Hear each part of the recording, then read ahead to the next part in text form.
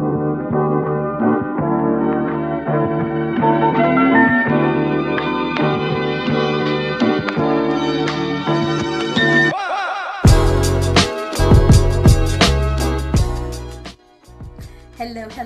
and welcome to another episode of Catching Up with You.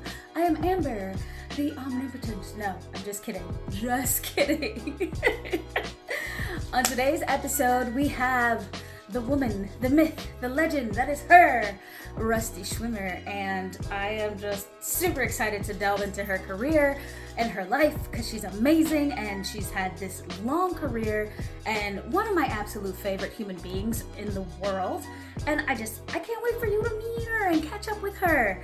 But before we do that, you already know the deal. You go to Pound Town on that like and subscribe button. And if you're feeling some feverish springtime feelings, feeling a little randy, make sure you go ahead and give that ring notification bell a little pickle tickle.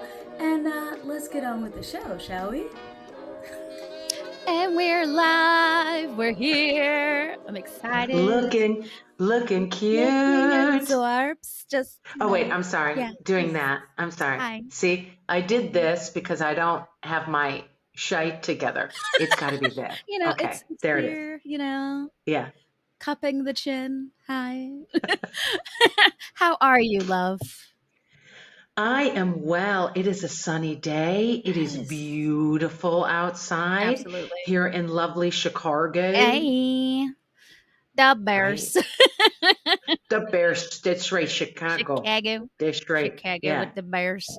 The Bears. I love that skit. It's really But fun. you know what? I'm more right now the Cubs, the Sox. Oh, I see. I'm both. I am both. A fan of both. Will that get you in trouble? I don't know. Like, who's gonna what? The baseball police? I mean, what? Oh my God, they're gonna get you. They're totally gonna get you. I'm an equal opportunity lover. Okay. That's fair. Many people would love that. An equal opportunity lover. Like, yes, exactly. I'm here. I'm an equal opportunist, baby. Love. Fantastic. Well, I am glad that you came on the show. I'm happy to see your face. Oh my gosh. Okay.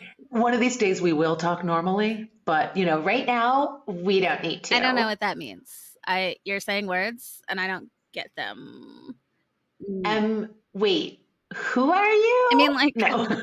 Normal? Ugh. No, thank you.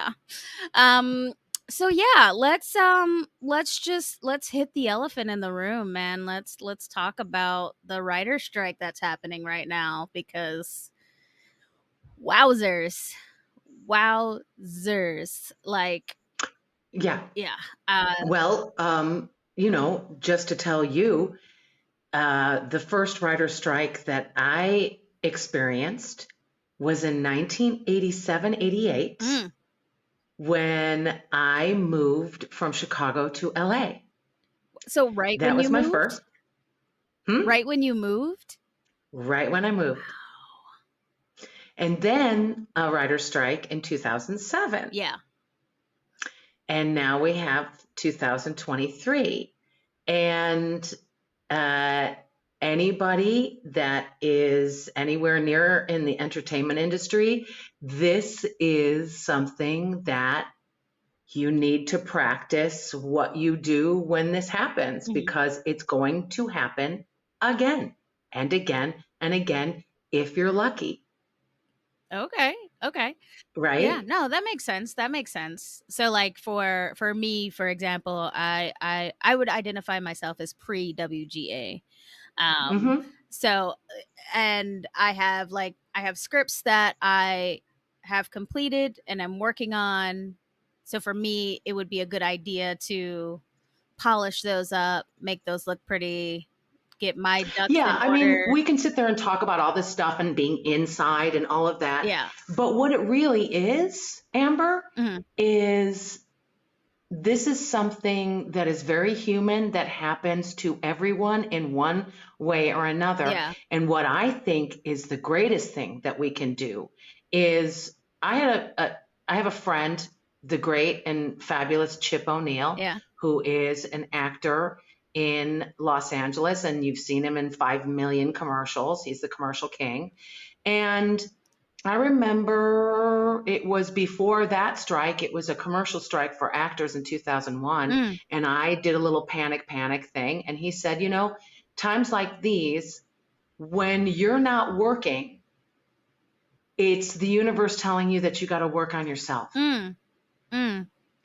And so that always rings in my ears, whether I'm not working because nobody wants to hire me right now, or I'm not working because it's the pandemic, or I'm not working because there's a writer's strike or an actor's strike.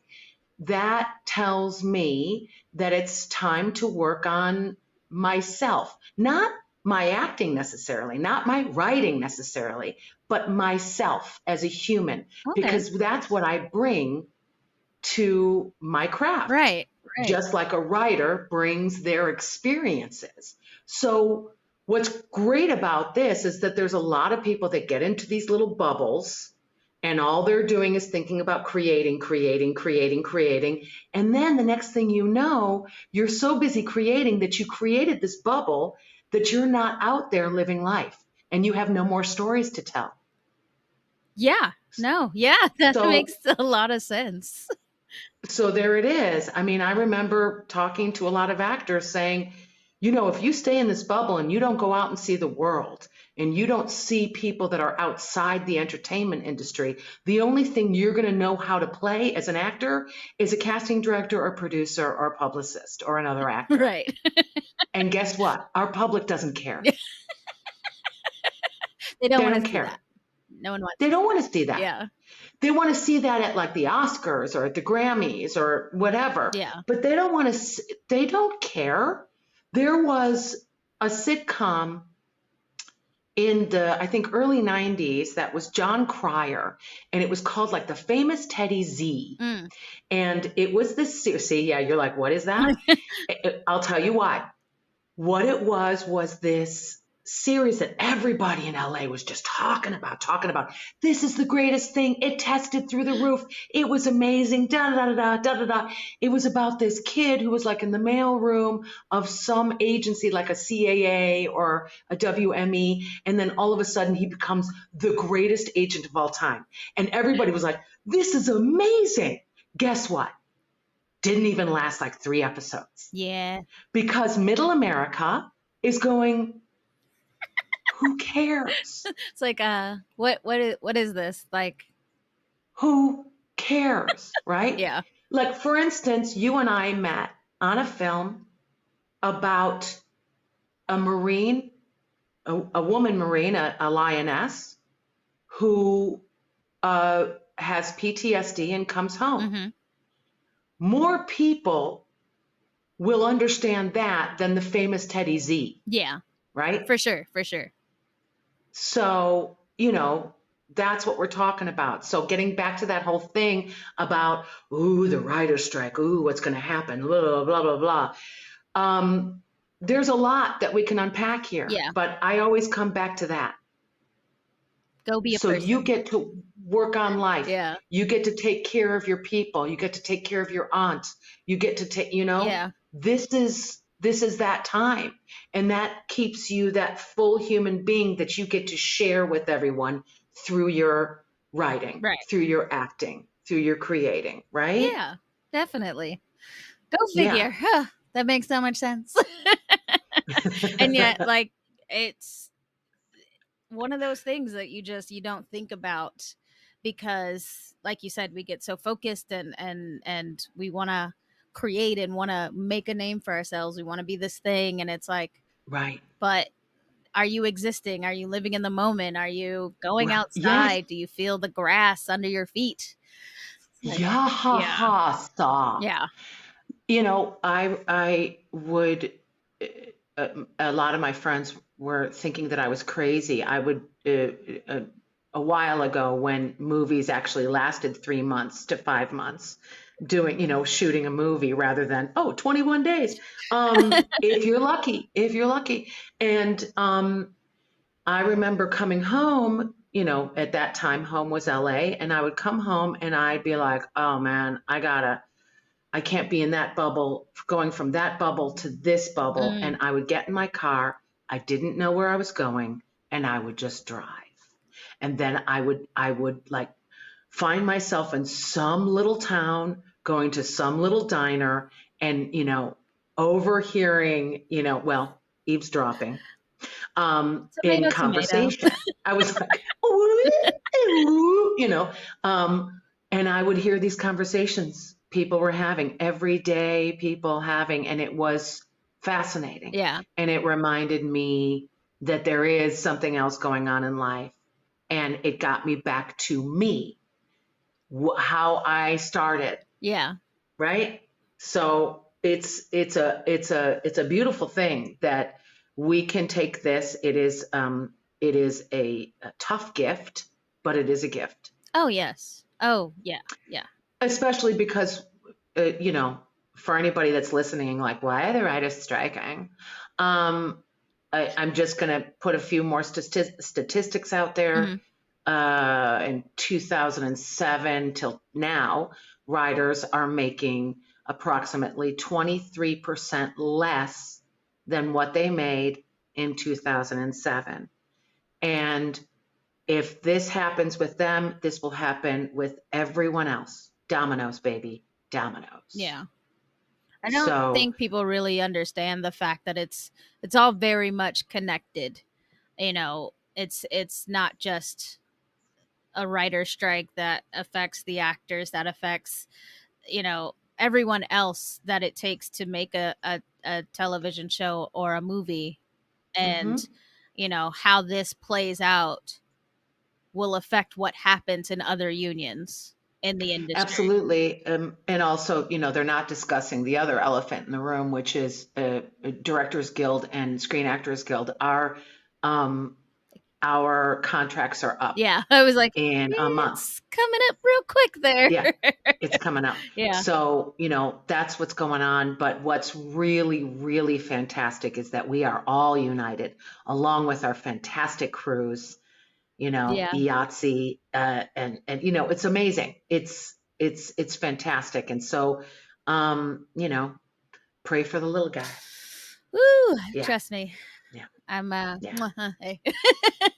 Putting it out yeah. there because definitely like I saw a tweet that was I can't remember who it was, and I'm so sorry, but they've been in writing and television, and they were in the golden era of the 90s where sitcoms, Oh, it was Rick Cleveland, who's a Yes. friend of mine. Yes, Yep, and he was saying yep. like, I got to make my living, so when I moved to limited series, it wasn't difficult for me to have those shorter seasons and this, but I mean, a writer nowadays can't afford to live off of this amount of money. It's impossible. And That's right. yeah, so it's like, we're out here for those people who are, and making room for other writers, because there's also the idea that like the writers rooms are smaller, they're Well, and that's the other thing, is that there were so many people that fought for us before us. It's the least we can do. And that's what Rick was saying. yeah, He's doing it. I'm hopefully doing it for the next people that are coming in, yeah, because in the 90s and the 2000s, things were a lot easier for an actor, yeah, there it is. I mean, it's, Amber, it's really simple. yeah, Yeah. yeah. Yeah. Get back to humanity. Just yeah. Yeah. It's kind of sad though, because it's like it is that simple. It really is like, It really is that simple. and And we've got such a saturation of, people talking because of, social media and things like that, and podcasts and, things like that. So, I would like to talk about other stuff, yeah, because this, this is very simple, and all people really have to do, if there is that social media and there is that stuff, really, really do your research, because you can. You yeah. got a thing called Google, Google, and Google. yeah, and a thing called a phone. that you can just press and find actual information. I'm sorry. You're like blowing my mind right now. What? Like, So, when you say right, information, just think, what? right, What? exactly. Okay. So yeah, so that's that. But That's for I'm sure. sure you have a whole bunch of other things you want to talk about. Oh, I do. Like the fact that you are in one of my favorite movies of all time in the world, The Little Princess. Just hearts full. Like I it's interesting because I am around the same age as the young actresses were. But That's exactly I right. don't think about that because I've watched that movie from the moment it came out as I've grown up. And I don't think about the fact that like we were the same age, and so it just spoke to me so deeply, like that film. And then when we first met, that was all that was going through my brain. It's like, oh my god, oh my god, oh my god. And that there was a lot of difference between me and Miss Amelia. Well, So yes, first of yes, all, Miss Amelia I'm was. probably my voice is probably an octave lower than what Miss Amelia was. Yeah. And I think I've told you this before, but um, Eleanor Braun, the great Eleanor Braun, who played Miss Minchin, my sister, my older sister, she had a very high voice and she talked very much like this, and she was British. And if people have watched this, they know that Miss Minchin is talking like this, right? Yes. So we would go in the beginning of the day into the trailer and say hello to each other. Mm. And at that time, I was kind of in this thing when someone would say something really like inappropriate, I would just go, wow, wow, right? And so she would say, "Could you say that to me now again?" And I'd be like, "Wow." And then she would go, "Wow." And it got to the point where we started switching voices. Yeah. So then she would talk like this, and then all of a sudden I was Miss Amelia, because she had a higher Yeah. voice and she was, Miss Minchin. And so every morning we'd come in and I'd say, "Wow." And she'd say, "Hello." And then we would switch. I love that. Yeah. That's Yeah. hilarious.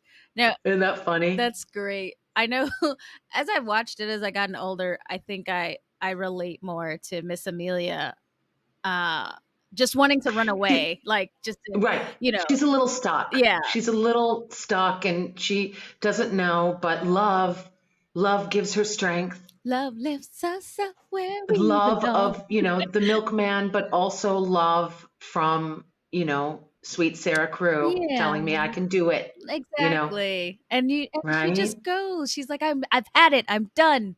And she's free. And yeah, so like before it was like, being the little girl locked in the tower and no one listening to you, as no matter how much you speak up.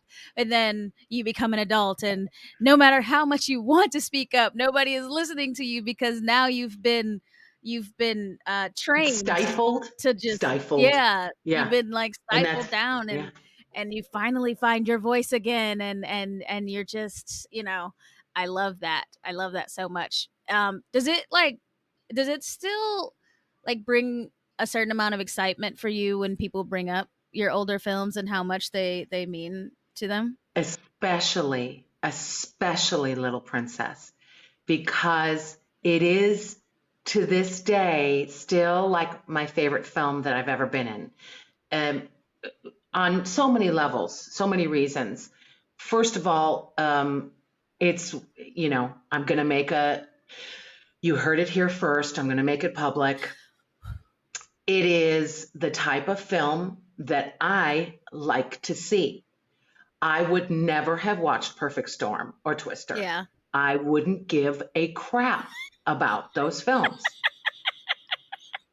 Or horror films. Yeah. Like Jason Goes to Hell or, or Belko Experiment. I would never ever watch these films. Yeah. They're not my kind of films, but Little Princess is totally my kind of film. Yeah. So, when I was little, I would see those kind of films and it was magic. So, and also that's one. And the other one is that Alfonso Cuarón, Yeah. who this was his first American film. He had made some films in Mexico, Right. but this was his first American film. And Emmanuel Lubetsky, who was his cinematographer, they're both Academy Award winners. Yep. And they had gone to film school together.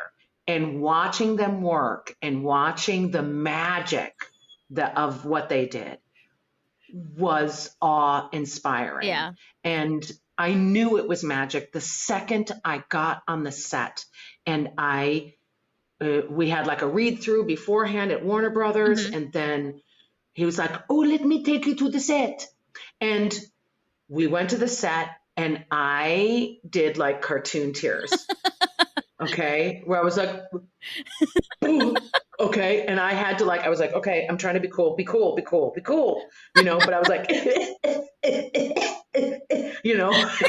so, That sounds oddly familiar. Yeah, right. And that was another reason. And another reason was the costumes. Oh, gorgeous. Killed Wonderful. me. They're they're just They're delicious. Just, yeah. Yes. Delicious. Yes. That's yes. Judiana Makovsky was the cinematographer. And I was asked to do Guardians of the Galaxy holiday special. And they said, okay. And then, you go for the wardrobe fitting, blah, blah, blah. I get a call. It's Judiana Makovsky, who I have not talked to since Little Princess. And she goes, "Usually I have my assistant doing this, but I had to call you. Come and see me for a costume fitting." We had a 3-hour costume fitting for a cameo. I did a cameo in it. We had a 3-hour because, of course, we were talking about all the things.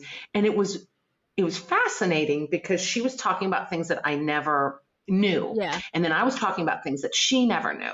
And, rehashing the whole thing. And it was just delightful. And as always, she's impeccable. Yeah. So I'm thrilled when people talk about Little Princess because I think it's such a quality film. Yeah. So beautiful. Not that the other films I've done, were shitty. Yeah. They were good films, but this one to me was just magic. Yeah. It was magic. I mean, yeah, I feel like that's something, especially for actors who've had the chance to be in multiple movies. They have that experience where that one that just kind of just comes together and everything feels right. And the experience of making the film is fun. And afterwards and seeing it of what came of that work is. Yeah. And usually, I'll be honest, I probably have not seen over half of my work. Really? Yeah. And the reason I haven't is because, and people are like, "Oh, you don't like seeing yourself on screen." I'm like, I know what I look like. I know what I sound like. I may not like it, but I completely accept it. And I know what I know what I do here. It's just that it's not the same film that I experienced ever. Yeah. Yeah. Almost never. And Little Princess came really close. Oh. And so that's another reason too. Yeah. And I knew it was magical because the very, very, very first time I saw it was in a little screening room at Warner Brothers, and they had all these kids, and it was like the kids of all the people that worked at Warner Brothers and things like that. And they're just like, doing this. And I went with my friend Romy, the great Romy Rosemont. Okay. And we're sitting there and I'm watching and I just can't believe it. And I'm not like squinting or going, they didn't take the right take like I usually do if I have to like sit through something, and at this point, I was just so caught up in the magic of it. Yeah. And lights come up, and I'm just shocked by it, right? Lights come up, and the kids are all like, oh my God, and remember that, and remember that, and remember that, you know? And like one kid's like, yeah, and then when she, did this, and when she did that, all that kind of stuff, right? And one kid is like bouncing on, she's like on the back of her chair, and they have these little rocking kind of things, and she's back, and then she sees me, she stops, and she goes, is it really you?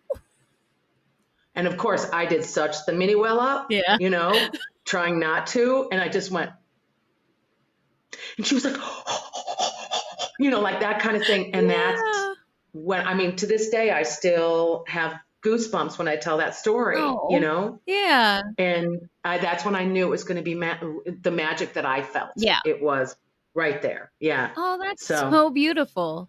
Isn't that cute? That is gorgeous. I love that.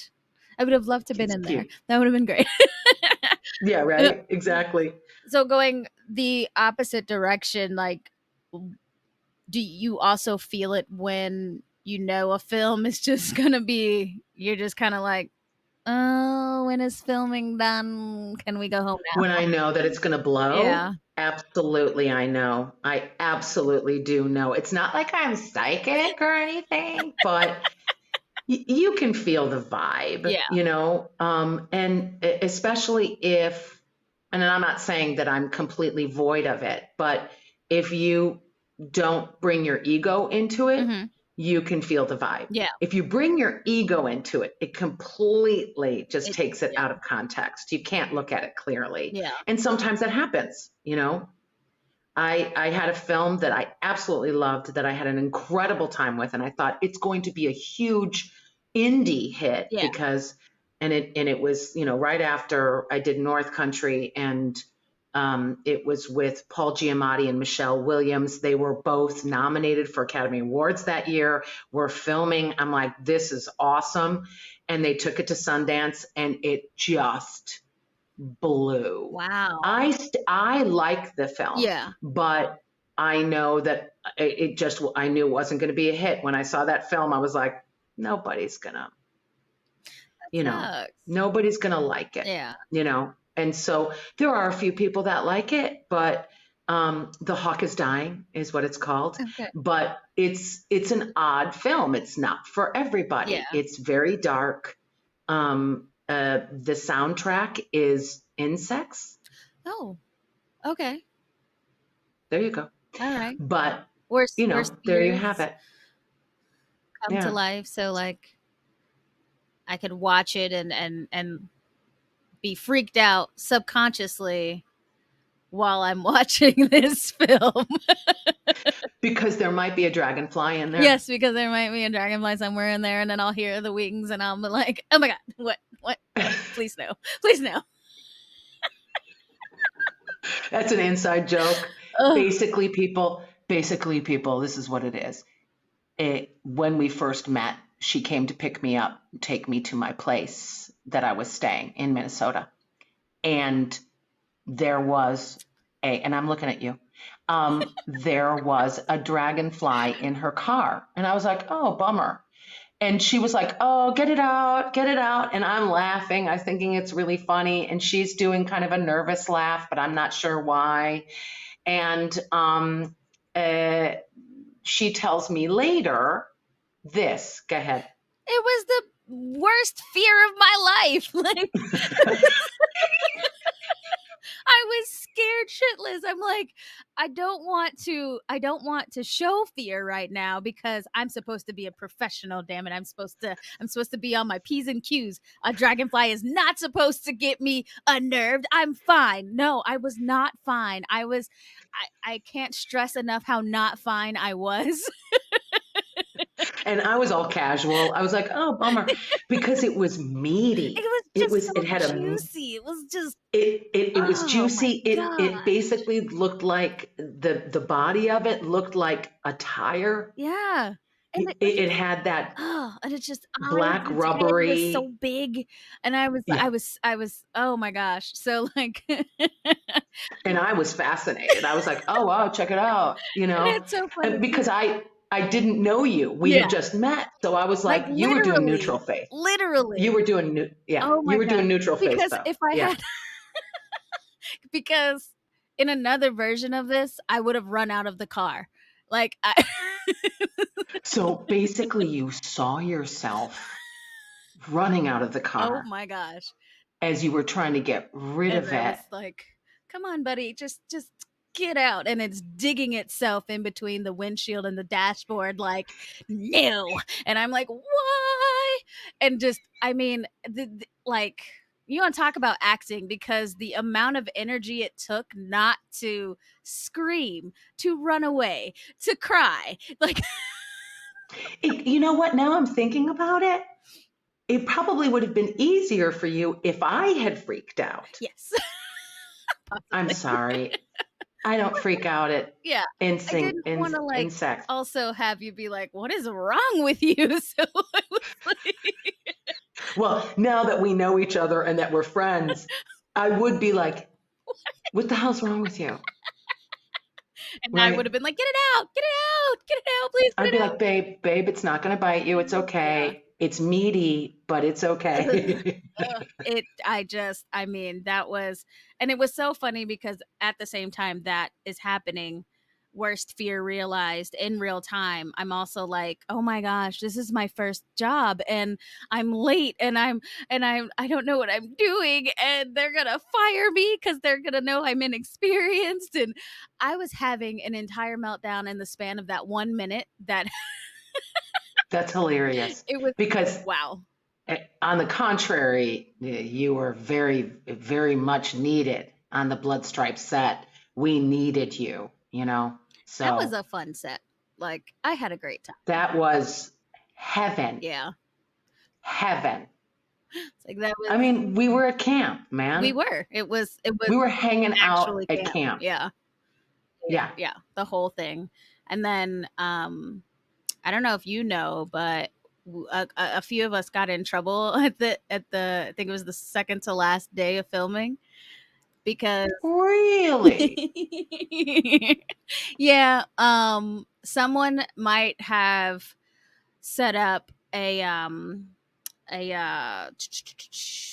what am I thinking of? Dart? No, with the drinks and the ball and the beer pong. Beer Yeah, pong. so might have set up beer pong. Might have set it up. We didn't have like lights and stuff out there, so they might have set it up with one of the big lights, expensive I do. lights. It's coming back to me.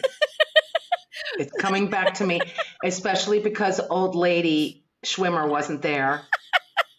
Yeah, we had a definite like impromptu rap party the night before and yeah, it was yes. It was one of those like Kate saw me before I was leaving because I was getting in my car and I'm like, okay, I'm fine. I'm good. It's like, yeah. Oh my gosh. Yeah. It's a good time. It's a very good time. I love Good it. times. Yeah. It was really good. It It was was. really And good. if you haven't watched The Blood Stripe, you should because it's amazing. It's a It's actually fantastic film. called Blood Stripe, Blood Stripe, yeah. not the Blood Stripe. True that. Blood True that. Stripe. I like, Yes. you know, And I'm black, so we put the and S's on everything. So everything is the I'm a Jew. We do the same thing. and everything ends with an S. So Are you going to have the corned beef? So like, so just know it probably doesn't actually belong there, but we're gonna put it there. I drive the Chevrolets. Yes, yes, yes. Yeah, It's like that kind of thing. there's a Yeah. restaurant here, Quang, and it's Quang's. It's always Quang's. And then Right. are we going to the Quang's?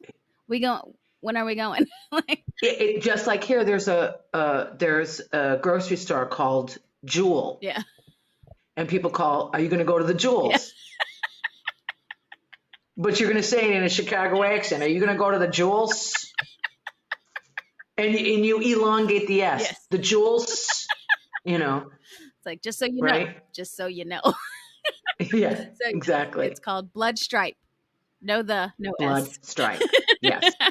It also, and you might know this, it won that award, that military award. What is that called? Six or something like that? Oh, yeah, it might be actually called The Six. I'm not sure. I'm not It's the sure. six. I have no idea. Unless it was like presented from Got Your Six, which is an That's it. organization. It came from that. Okay. Yeah. Yes. Yes. We were blessed. Our film was blessed from that. Oh, lovely. Yeah. That's good. Yeah.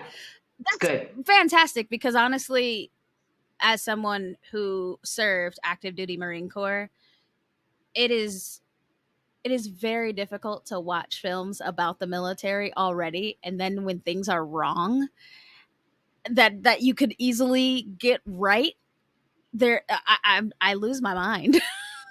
Well, especially, I remember you and I are, I think I was doing off stage lines or something, off screen lines or something. And Kate Nowlin, our lead actress, had her hands in her pocket or she had them behind her back or something. And you just went, Marines don't do that. She's not supposed to do that. And I was like, go and tell her. And you were like, and I was like, no. We actors are thankful. We don't want to look like assholes. Oh, can I say that? Yes. We don't want to look like poopy people. Okay. Yeah. This is a cursing friendly environment. Fuck, thank fucking God. Okay. So, yeah. So, of course you went up to Kate and she was like, oh my God. Okay, cool. And then of course you became our, consultant. Which was so funny because it was like you and I had this whole silent conversation of like, go. Cool. Like, okay.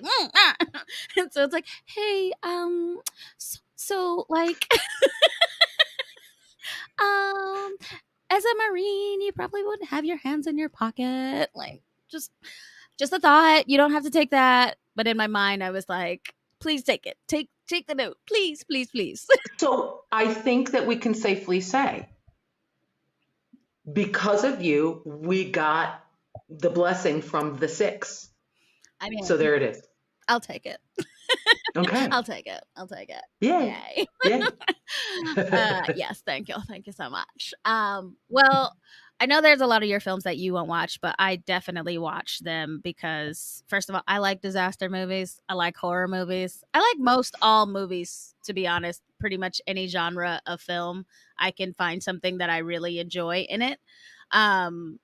So that's just, I don't know. Like, and I just also watching you, because I would, and correct me if I'm wrong, I would classify you as just like an essential, like a quintessential character actor. Like you are. Thank you. I'll take it. Yeah. Like I always enjoy when I'm going to see you on screen because I know that I'm getting an interesting character. And it doesn't matter how big or small that part is. Like, Criminal Minds, the episode where you're in the diner.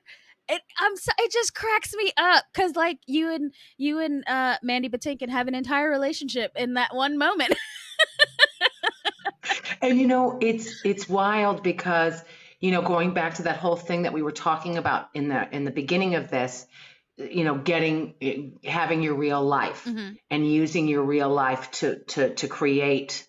And I was a waitress for 14 years.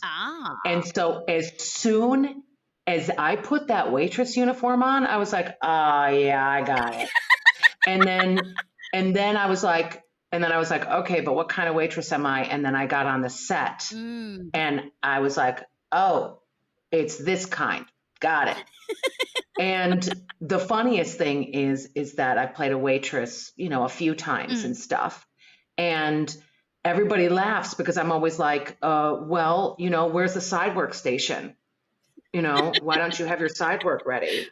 And like, I'm always talking to props going, yeah, you need to have the silverware tray right underneath there. So when you go to the counter, you can they're like, what are you, And I'm like, hey, it's my place. For sure. It's my restaurant. but it's interesting because as soon as I put that on and I saw the set, I was like, I'm good, I know where I and it didn't hurt that Mandy and I are both from Chicago. So, am. There was that. It's a wonderful. Yeah, you create relationships with people just by having a few things in common. Yeah. And then you could take that and put it on screen. Yeah. And so thank you that you saw that. That's very cool. Oh yeah. No, I also watch rewatch shows a lot, and that's one of those that is on in the background, so I already know it's coming. So by the way, never seen it. Never seen it? It's a really good episode too. It's really good. It even has an entire later episode arc because yeah, the only reason the only reason I know that is because I get paid for that other episode too. Yes, because you come back in the flashback. I guess I appeared in it. Yes. Yeah. Now that I'm thinking of it, it's yes, you come back in the flashback because they're going through everything he said and trying to figure out his lies and what he said, and they're trying to break him down as the unknown. Oh, Keith Carradine. Yeah. So it was just, So you do appear in there as well. That's hilarious. That's hilarious. I was like, man, that's actually one of my favorite whole moments, because the how they end up playing that and it coming back later and all this stuff, and it was wild. I think it wrapped up Mandy Patinkin's character on there actually. Oh, okay, yeah. If I remember correctly, he left a little bit soon after that. Yeah, yes. he was after the second season, I think he ended up departing. So it was so you were part of that. You were part of an epic episode. So well, that's what's kind of fun, is that sometimes I feel like Zelig, which is it's basically Zelig is this character that's been everywhere, or Forrest Gump. That's better. Sometimes I feel like I'm Forrest Gump because I'm oh, I was actually there when that shit went down, or I was and I happen to always just find myself in these places that all of a sudden become historical or something like that. It's for instance, a simple thing like Alfonso Cuarón. I knew he was a special guy. I really liked him. Yeah. But I didn't know that he was going to win 4 Academy Awards, It's just oh crap, That's legit. So that's another lovely thing. So my gratitude, I get to see some cool stuff. For sure. Expounding on that, as you've been around different sets and things, are there people that kind of just stick with you?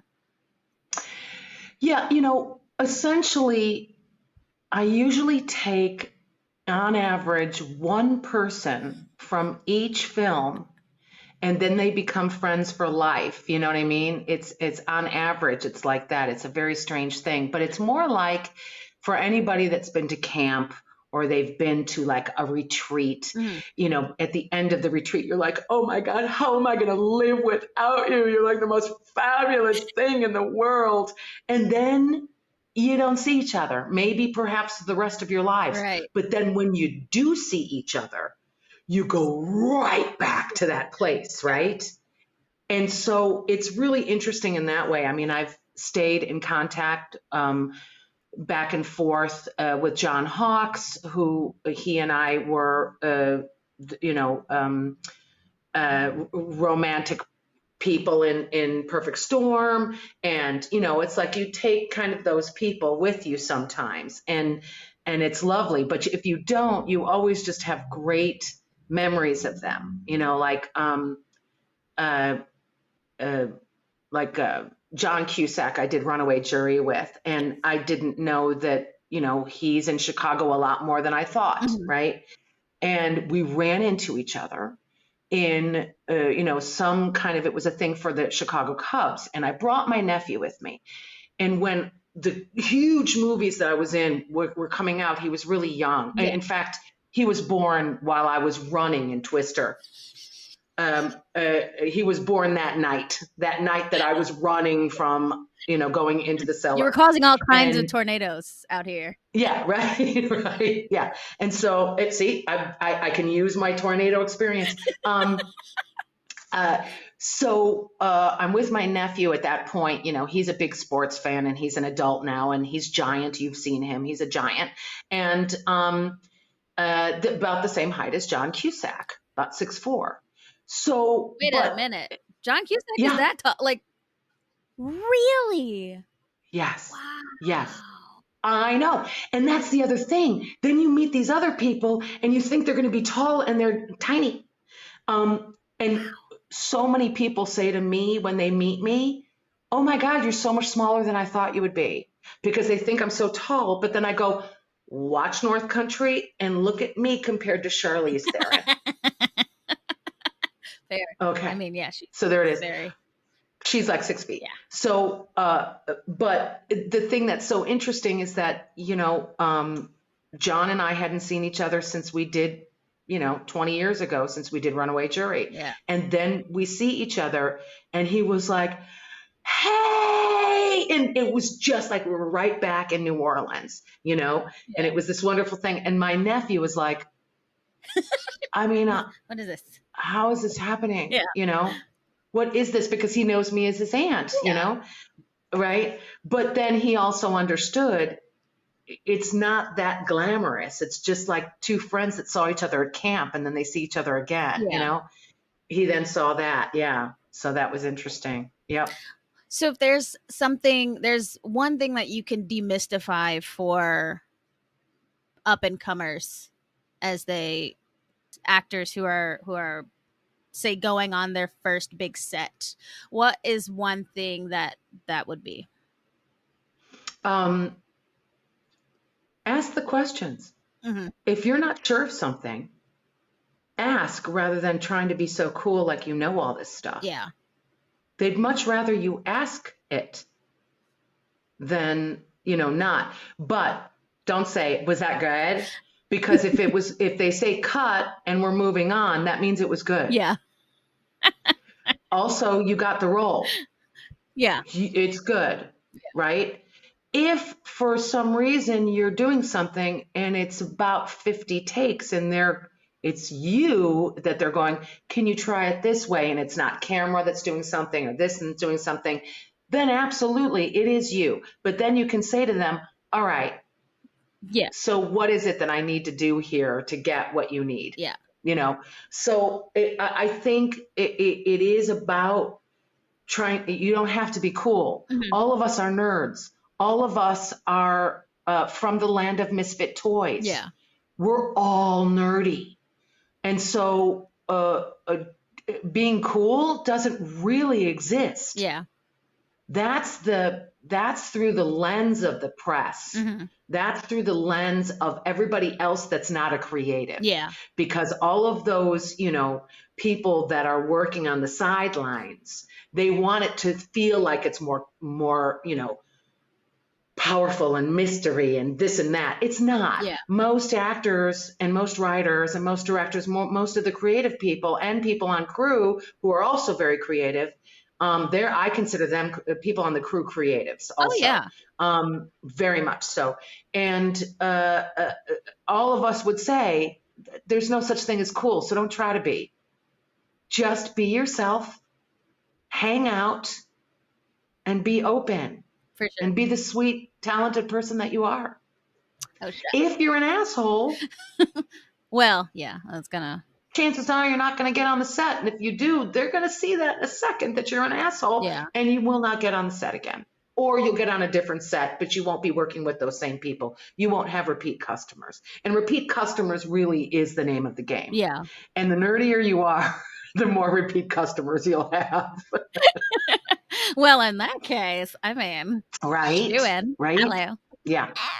That's cool. I think that hopefully that's reassuring to a lot of I don't even want to say younger, just newer actors, because I feel like we're in a place where it's not so much about age anymore, coming in young Mhm.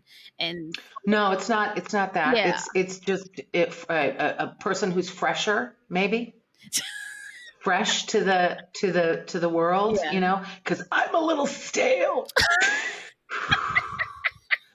Yeah. So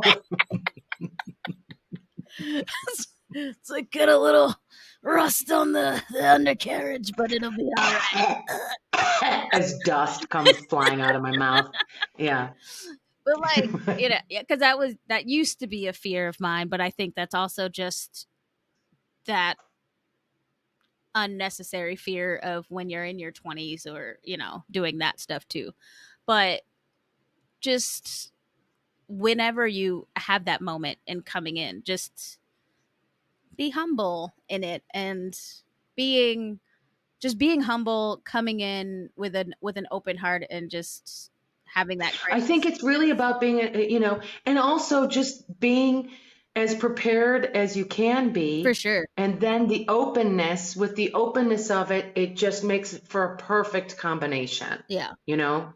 And it's good in that way, you know? And what I mean by being prepared is really simple. Know your lines, know your character. I always say this to actors, this is the basis of it. If I were this person, what would I do under the given circumstances? Right. So we use our imaginations as creative people. So you can put yourself in, for instance, if we did Little Princess, how would Miss Amelia be in even though this is a period piece, but how would she be in a traffic jam? Yeah. And I immediately know how she'd be in a traffic For jam, sure. right?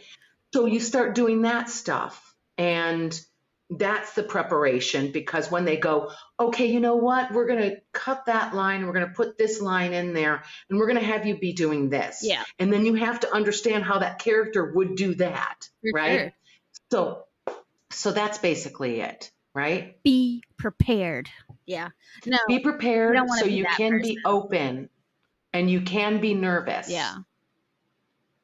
you know, It's okay. because I'm nervous all the time when I work. So I'm always nervous. what you're saying is it's okay to be human. No, yeah. I'm just kidding. Too far. Yeah, Human. right. Very much. In fact, the most human creative people I've ever met are probably the most successful. Yeah. What I mean by successful is longevity Yes. successful, Yes. because I've met several influencers, and I don't know if they're going to last long, and they all of a sudden they only can be Yeah. filmed from this side or done this way, and you're like, dude, they're going to find out one way or For another sure. that you're human. Yeah. Yeah. So, Yeah. and that's what people are looking for right now, the most human possible. And uh, I believe that might have gone with my longevity, was doing that, where I just was like, what's human about this person? How can we make them the most ultimate human, Yeah. So, yeah, And you were yeah. saying, what we were speaking, at another time, we were talking and you were saying how you took ownership of self. Like you knew who you were and you were like, this is me. I'm coming in as I am. And, that's, Yeah, it's not like I'm going to get a nose job, or I'm going to like get, chin implants, or lose 100 pounds or gain 100 pounds, which they asked me to do too, where they were like, just choose one, and I'm thinking, no, I'm just kind of me, right. and I had to fight being who I am. Yeah. And, it also was helpful that I had skills in, accents, in, uh, stage combat, things like that.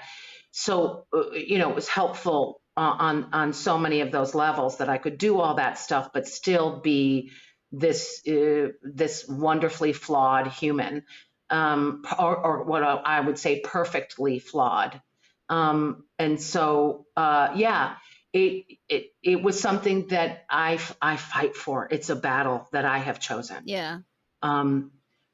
Because I would say that most women look a little bit like me. You know, they don't look, not a lot of them look like Charlize Theron, you know, but most people look like me. You know, if we take a look at size, you know, the average size for a woman in the United States, you would never know it being represented in this country. It's better now, thank God for Melissa McCarthy and Lizzo, and you know, thank God, you know, thank God. And so, and it's great. And then you take a look at someone like Viola Davis, who took off a wig on camera. A huge deal. Yeah. Huge deal. Scandalous. Because Kerry Washington wasn't going to do it. And she's great too, but Viola Davis did it. Mhm. And I know a lot of women were like, that's me. Yeah.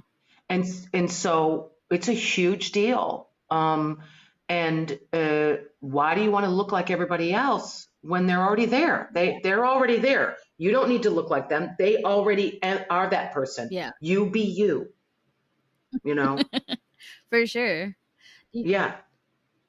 These days, I know there's a lot of things that we were taught in acting school regarding business of like, don't change your features too much, don't change your hair too much, don't, you know, do these things. Do you think that's still something that stands now, or Not with hair. yeah. I think hair is a different thing. I just brought up Viola Davis. Especially with you know, Black women, where it's like, dude, I can have like 12 wigs. Let's do this. And now, of course, a lot of white women are like, that can cool, you know. Then I, you know, because there's a lot of white women that were, you know, of course, appropriation. But a lot of white women were doing weaves Yeah. and things like that. And now so many people all the way around are like, I'm going to wig it. Let's wig it, you know? I mean, And so it's a different deal. It's a different deal now. And it's ever changing. yeah. It's ever changing. But here's the warning I give people. Don't try to be whatever the fad it is at the time, because by the time you get there, it has changed. Yeah. I know several people that have moved from different places over and over again, where they started in Hollywood and they said, oh, but that's not happening. And then North Carolina was really big at one point, and they moved to North Carolina. Then they moved to New Mexico. Then they moved to Atlanta, all these places. And they got some kind of work, but they don't have a career. Yeah. Because they were always chasing what the fad was, what was going on there. And that's, you know, someone did it geographically, other people have done it and they've changed their faces, or they've changed this and they've changed that, a hairstyle that doesn't necessarily work for them, but it's the in hairstyle. Right. Like, I cannot tell you when, like, there was a time, and I forgot when it was because pandemic has done weird things to my brain. What are years, time, whatever. Yeah, right. But there was a time when all women had straightened their hair. Yeah. Now, never, I mean, look at my hair. This is curly ass hair. And people would try to straighten it. I was like, dudes, it does not look good. Yeah. Right? The wedding date. I don't know if it's just put that on there. Deborah Messing. Her hair is naturally curly. It's big curly hair. And that entire film, like, I adore the film, but her hair is lacquered down because they wanted it straight for whatever reason. Right. And that's okay, because that's for the character. But if she went out and all of a sudden her hair was straight, you'd be like, all right, you know, it's that kind of stuff. But once again, it's also common sense, or I don't want to say common sense because I think it's uncommon now. It's about instinct. Yeah. Does your instinct tell you, like, for instance, last time I saw you, you didn't have this hair. You have it now because you like it. Yes. So it looks good on Yes. you. It's lovely. I think the only time it's difficult is when it's your headshots, right? So what you do is you do your headshot as this, and then you also do a headshot wigged. Yeah. You have all of that. So you Yeah. can show them the different looks that you I have, think I have like right? 5 different headshots on my thing just because different hairstyles, what have you. And that's great. So then they can see how that's done, Yeah. right? So that's a wonderful thing, and that's fantastic. But use your gut, your instinct. Your gut is your strongest supporter Yeah. and your strongest asset.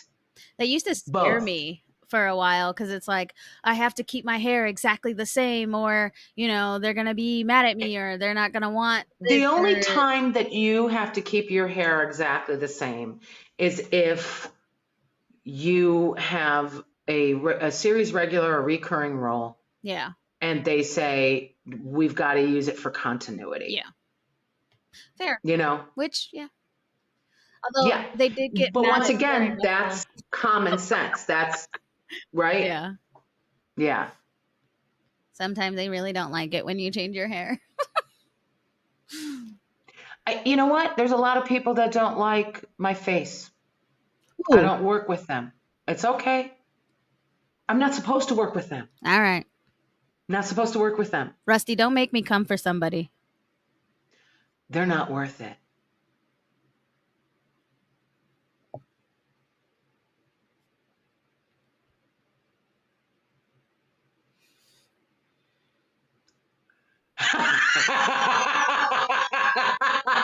There was so much silence there. It was awesome.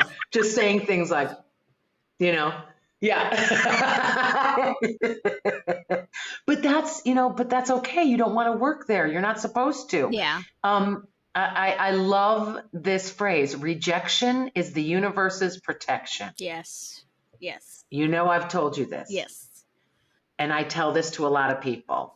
And this is when I feel like, kid.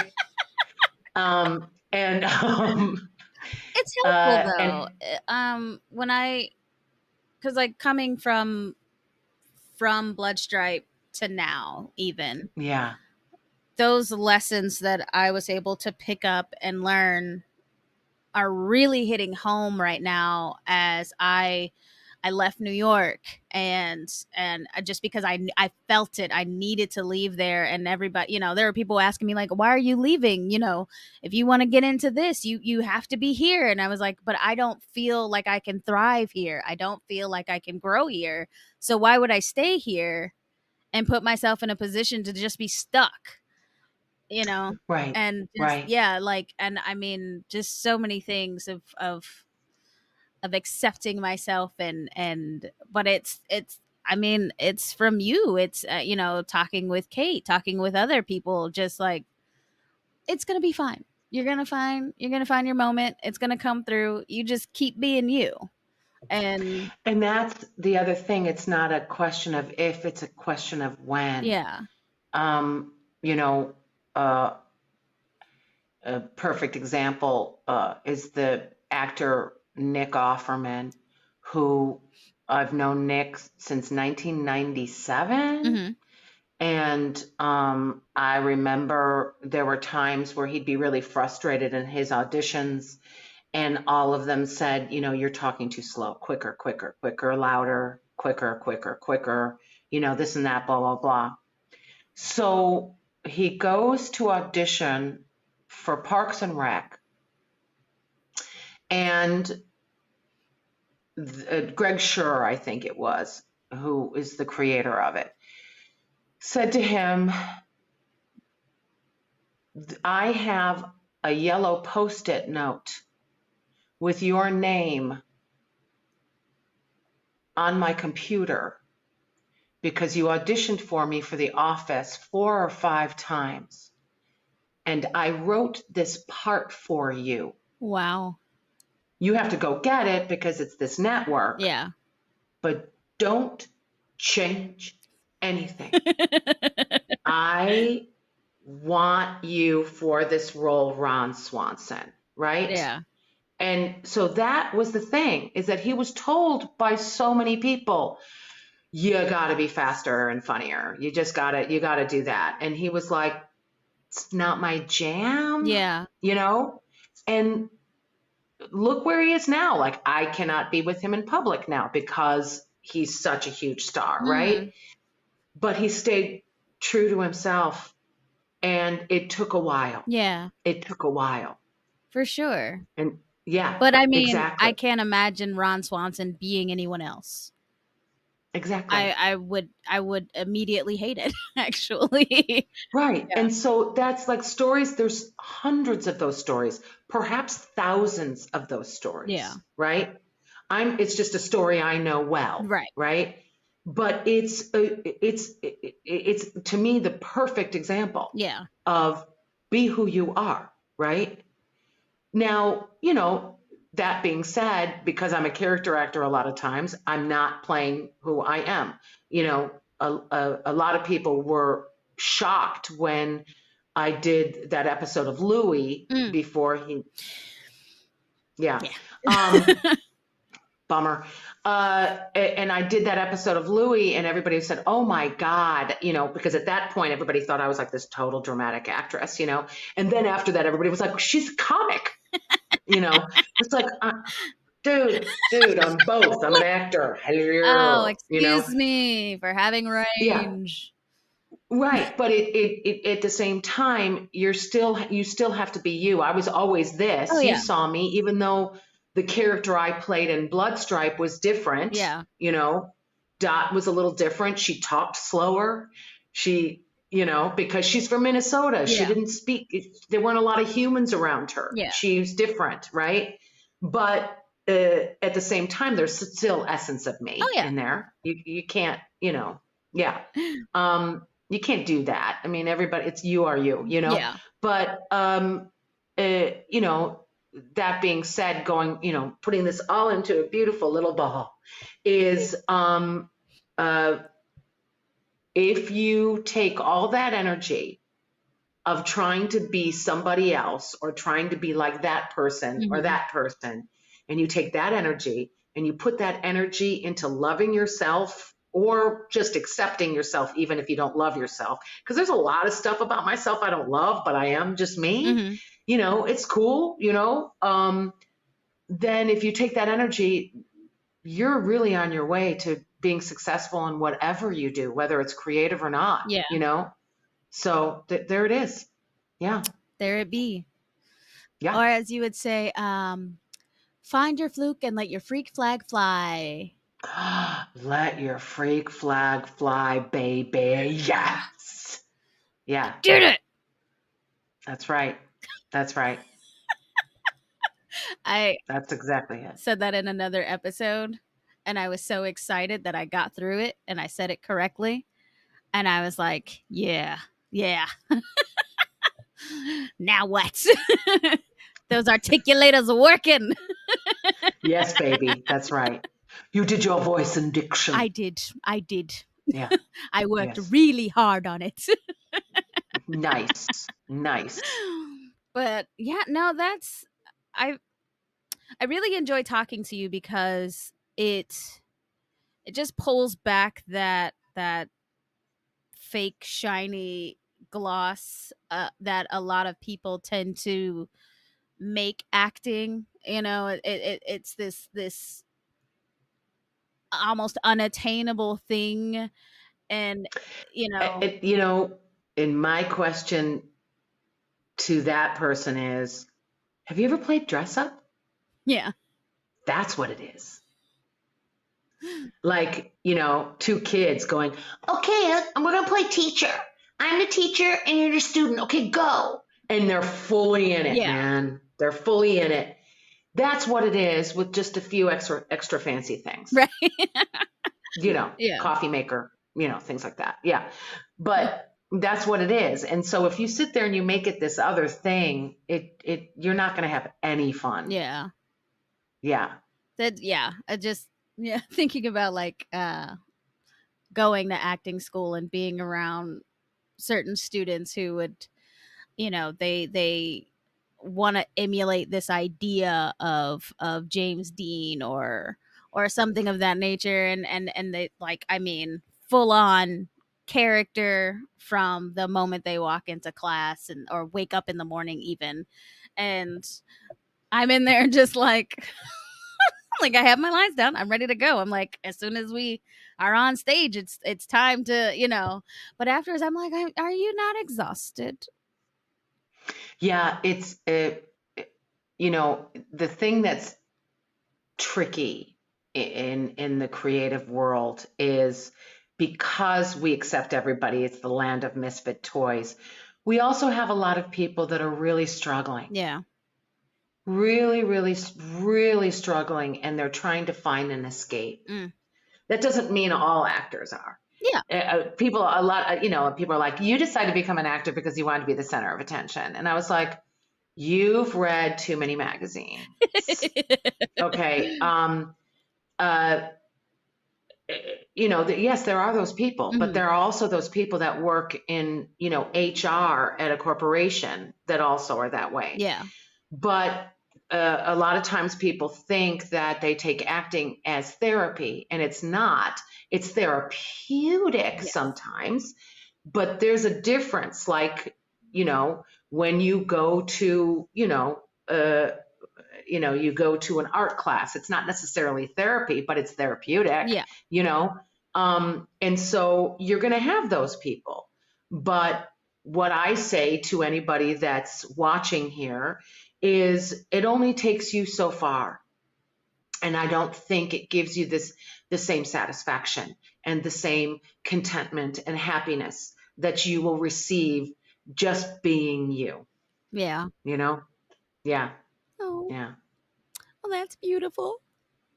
So beautiful. Well, and you also, if I may also add, especially because you are very familiar with my sisters, having a support system, I just was lucky because I have a very similar DNA to them.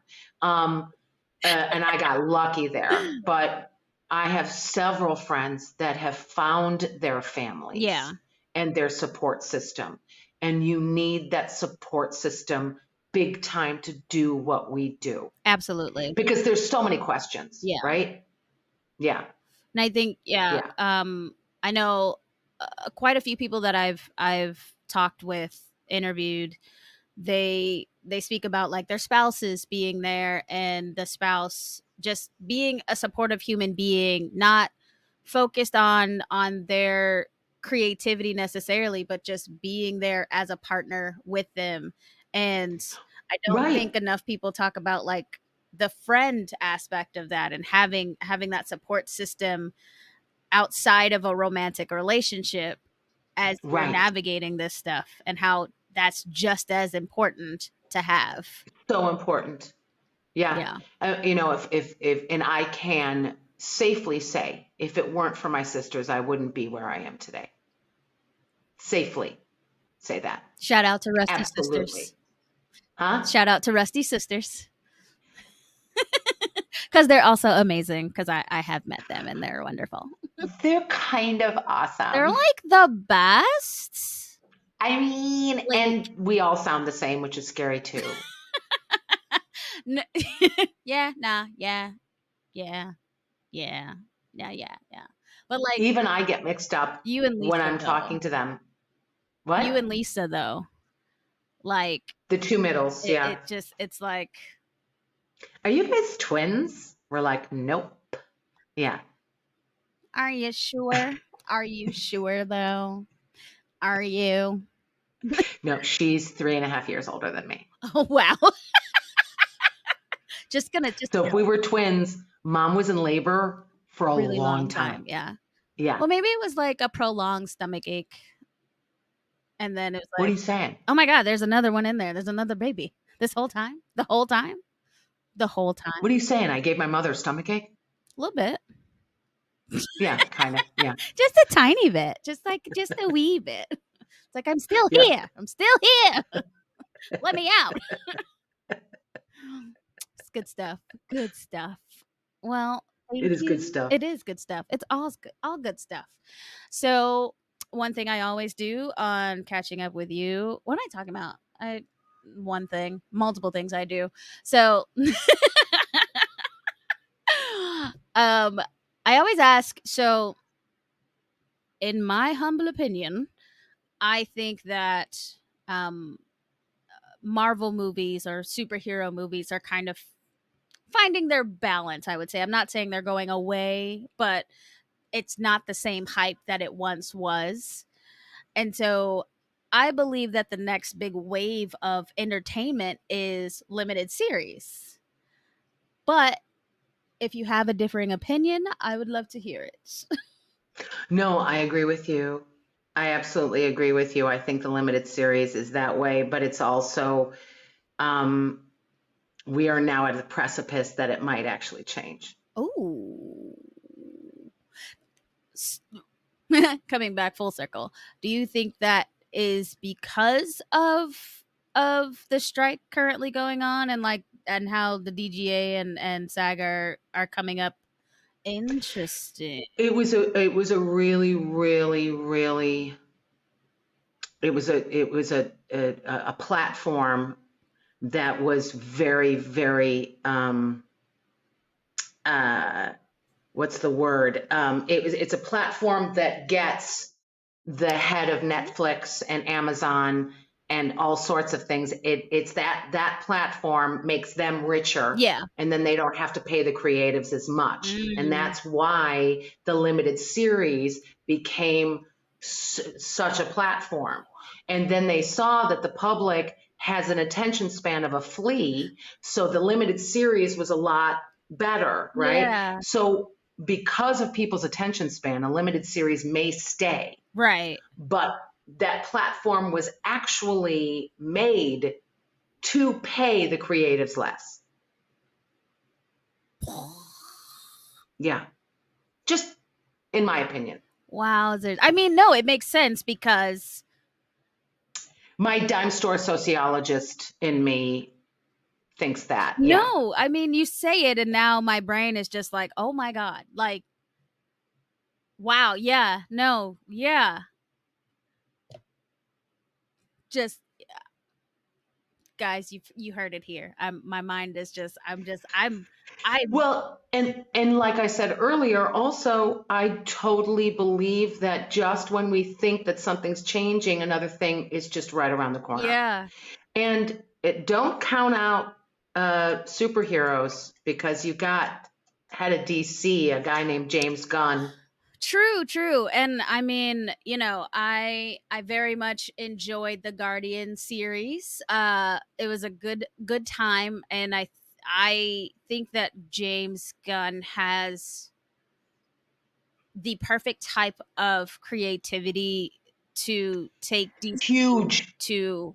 huge Yeah, creativity. I think he has that to take Huge. DC to the level that it should have been this entire time. I'm just gonna say it because the movies before, oh my god, I hated most all of Well, them. that was the thing. It was, they were formed not by creative people necessarily, right? The idea, they had the idea and they couldn't follow through because they didn't have the creativity to do It it, right? was, it was, It, yeah. but And you've got James, who's equal parts, right side brain, left side brain. yeah, He's equal parts. Yeah. because like watching, I was it was it the Suicide Squad,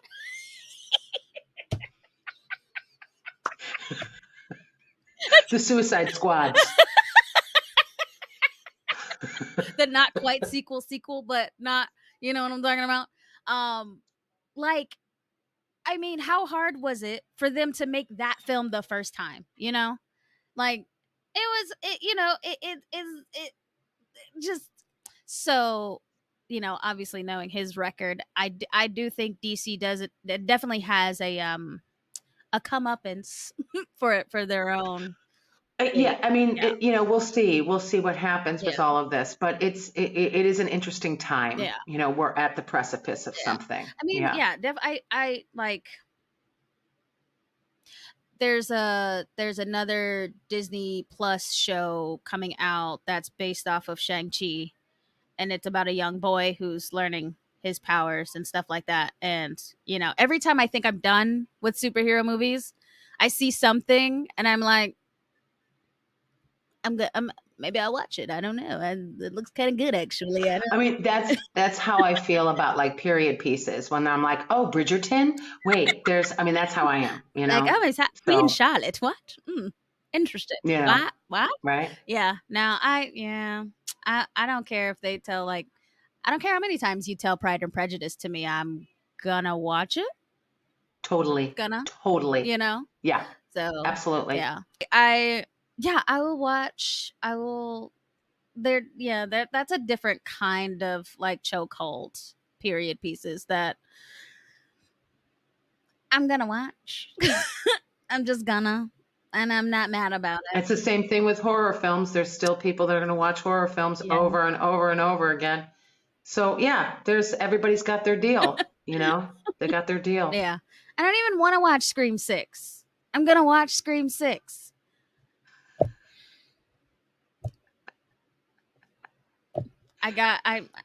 Eh. I don't judge myself, Rusty. I Don't, refuse to. don't. I'm gonna watch, Yeah, you're good. and that's And I'm going to keep watching sports yeah. Did because you? that's me. So, are you into basketball? I'm into Everything. So everything you've been watching. except for NFL, but I'm into college football, but Okay. I'm not into NFL. Fair, fair, fair, fair. If anybody knows me, they know the reason why. Colin Kaepernick. Anyway,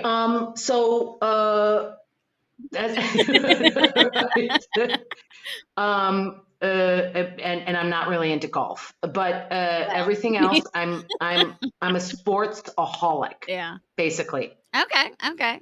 So you've Yeah, been watching the playoffs then? This little Shaw, bat. Doy. I have to say, Yeah, like, I kind of wanted the Kings to win, the Sacramento Kings. I know, I like just a little bit, like, I know, um, I know, because we've seen a little bit too much of Steph Curry and Draymond you Green know, I just and Thompson. Yeah, and I used to live there briefly in Sacramento. and you know what? I would have liked to have said sack of tomatoes, Kings, so much. You know, I call it sack of tomatoes. That's fair. Yeah, That's fair. yeah. Yeah. But yeah, it's the underdog thing. Yeah. It's a lovely thing, unless it's my team. Well, of course, of course. I mean, So it was the Bulls all Bulls, the way. the Bulls, Bulls. the Bulls. Yeah. I don't. Even when I was in LA for 5 million Yeah, years, it was always the Chicago teams. I Yeah. root for Missouri teams because I don't root for choke artists. Vikings.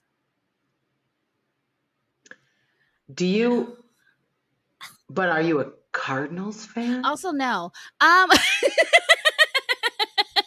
Also, no. I don't really watch baseball. It's one of those things, like, it's fun to go to a game. It's not fun to watch. Ask me what I was doing right before we were here.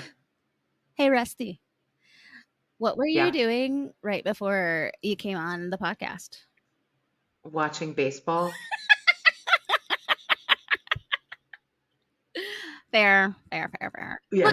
Look. Yeah. I'm not judging anybody who actually likes or enjoys watching it. I just have the attention span of a flea, and I can't, and I can't do it. I just can't. To me, it's my entertainment. I mean, It's my entertainment because movies and you TV. can't really. No, because I'm Yeah. thinking about the work. I'm like, oh, they didn't get that shot right. They could have done that, Yeah, And so it's over, Johnny. It's over.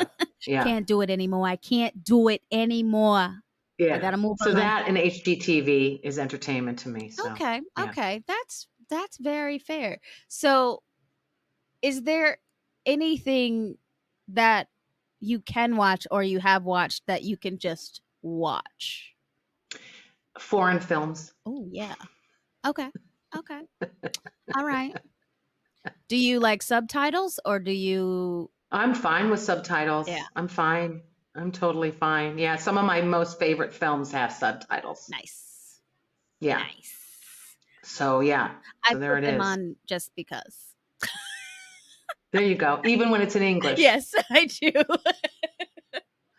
I do.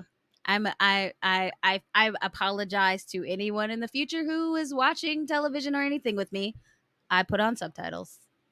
Well, especially because there's a lot of people that don't have the vocal training and they're mumbling, and that drives me crazy too What do you sometimes. mean? Like they just be So, talking all like quiet and stuff like this and just yeah, no, you're actually talking much clearer than most people do. So it's that kind of thing. But there's a lot of people that just mumble all the way through, then it's just they're trying that kind of thing, and then they think that's going to be cool. And they're like, "Well, I'm mic'd and I'm cool." I don't know what you're saying. I don't know what you mean. I said I'm mic'd and I'm cool. Yeah. So yeah. So there it is. Yeah. There. I was Yeah. told by a voice casting uh wasn't the producer, he was the audio genius. Engineer. Genius because I'm just like, "Pooh, what?" But he was like, "You went to acting school, didn't you?" And I was like, "Yes, why?" He was like, "You're articulate." You and I was like, "Is that a bad thing?" He was like, "No, no, no, no, no. It's great, but also when you're doing like commercials nowadays, they don't like the announcery feel to them. Right. So they're like, And all, but that's the thing is you already know how to do that though. yeah, You already know how to do that. So then you can do that. But if there's a person that only knows how to mumble yeah, and doesn't articulate, and then they say, well, we need that person to articulate, you can't give them that. yeah. It's much harder to come from the bottom up. Yep. Yeah. Yeah. Much better to take it down. Yeah. Another nugget of information there. Always better to start up here and have them tell you to come down because you never want them to be like, "Can we get a little more? Can you Can just, we keep going can up, you?" up, up, and then they get frustrated? Yeah. Yeah. Yeah. Hmm. And it's much easier to go down. It's a lot Yeah. easier. It is. Yeah. It So, is. well, last question. Um, on catching up with you, we care about people, we care about the individuals, and we care about what those people care about. So, is there any organization or individual even that you would like to talk about and have other people know about? I want to talk about me. Oh my god, No, I got okay. No. Gosh, every year since I can remember making a living as an actor, I have given money, sometimes very little, sometimes more, to the United Negro College Fund. It's very dear to my heart. I would like more and more people in our world to have, in our country, to have more opportunities. And I believe that the United Negro College Fund balances that out. And now that we've got HBCUs are making such huge, for people that don't know, historically Black colleges and universities. And UNCF is United Negro College Fund. Since they're making a beautiful stand and what's going on, my heart is full. Because I believe, especially in our entertainment world, especially in our country, we need the people that are influencing in the world to mirror more of our country yeah. instead of just a whole bunch of straight white people doing this, right? So that is very, very important to me. And I'm also, the Greater Chicago Food Depository is huge, and everybody's got one in every city, because we've got a lot of hunger in our world. So, For especially sure. in our country. Yeah. So those are my two big shout outs. Absolutely, UNCF is a beautiful, beautiful, beautiful, beautiful thing. They're very reputable and wonderful, and it makes me happy. I love it. Yay. Yay! Well, thank you again so much for being on Catching Up with You. It was a pleasure to catch up with you. Babe, my pleasure catching up with you. And I could literally do that all day. I know you've seen like my emails. Hey, just catching up with you. Get it? Because like it's catching up. Ah. Yeah. Okay, I'm catching up with you. Okay, I'm catching up. Wait. Okay, I got it. Okay, I'm catching up. Okay, there it is. That's what I'm gonna put in my new branding. I'm just gonna have a little person running behind catching up with you. And going,